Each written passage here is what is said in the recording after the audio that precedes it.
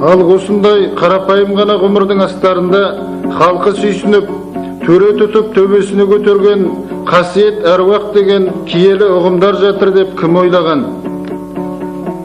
Мекеңнің Абай атты атасының інісі мұсылман дінін мұрат тұтқан молда екендігін, ал арғы атасы Сәтіберді деген кісі әруақ қонған әулие адам болғандығы туралы сол Сәтібердінің құрдасы Өтесіннің немересі Аяп Мұқанов бізге былай деп сыр шертті. Мекең туралы бізден жас ерекшелігі үлкендеу адам, бірақ бұның аталары менен қоныстас отырған ауыл. Бір суда көрші, екі суда отырған, бұның әкесі Нәби дейтін адамда іштеме жоқ. Оның қарекесі Сәтібер дейтін кісі, менің қарекем Өтесін дейтін кісі екеуі тұстас екен, қатар екен, құрдас. Екеуі де әупірім емші, ертедегі мынау жын ауруы болсын, құрт ауруы болсын, кез келген ауруды емдеген адамдар ұқсайды. Көріпкел қасиетті адам. Екеуі де сондай болды. Сәтібер дейтін кісі таңертең тұрғанда сәскеде сырттан келіпті де үйіне келіп, ай мына Өтесінге хабар жіберің. Осы маған бүгін уақыт болады.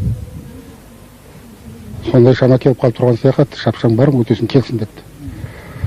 Соны сайрап дені сау түрегел бір адам ешкім сене қоймайды ғой, сосын дауыстан қырап барың депті. Атқа мінгенде тартқан, ауылдың арасы сол 11-12 километрдей жер болу керек, қазіргі шамамен. Ол уақытта ат дегендей жерде, енді сол барса біздің атамыз тас сезіп отыр екен, киініп отыр екен дейді. Асасын таспиғын қолына алып отыр екен. Сосын өзімді жоғалап отыр едім деп, тек ерек жүріпті ауылға келіп келсе. Келгеннен кейін жаңағы марқұм, ай осындай маған Өтесін-ау, осы уақыт жақындап қалған сияқты. Сен басқасында болсын деп, сөйтіп отырмын, бала жіберіп едім, сау бол, келгенің рахмет деп, үстіндегі киімін бүйтіп қағып түзетіп, ақ жайманы бір намазын оқытты да, асы таяғын жастағыштың басына қарай шаншып, жатып, сол жерде қоштасып, Өтесінменен жүре беріпті дейді жаңағысы. Сол енді ол тірі жатқанда айтыпты жаңа біздің әкеміз, қарекеміз Өтесін. Әл мына Есбол дейтін қауымға барыңдар, мына Сәтібердің жайын дайындаңдар депті. Сайрап атқан, сөйлеп атқан адам өледі деп, ешкім жүре қоймаған.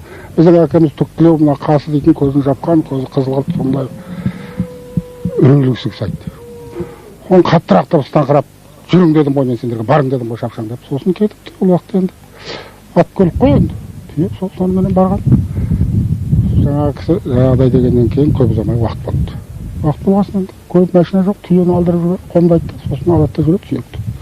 Шапшаң болың, қазір бір Алланың нұры тыю керек, осы кісінің денесі, сосын жайына салу керек.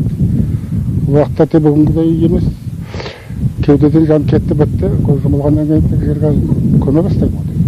Бұйрық солай дейді, шариғатта. Сосын аспан дейтін қазіргі тілмен айтқан ит жалағандай дымда жоқ дейді, ол қарайды. Мынау жаңбыр несіне жауады мынадай деп. Жоқ, шапшаң болың деп, сол жерде барған адамдарды әлі де көйбің-сүйбің жерде де дұрыс әлі қазалмай сөйтіп жүр екен. Жұмсақ жер тас жоқ, мұрсатта қазған. Қабірдің шыққан топырақтың үстіне бейітті қойғаннан кейін титер қандай болып шықты да серкіреп жауып қоя берді. Болды енді Сәтіберді сала қойып, орнына жайына салың депті. Соған сөйтіп үйленген.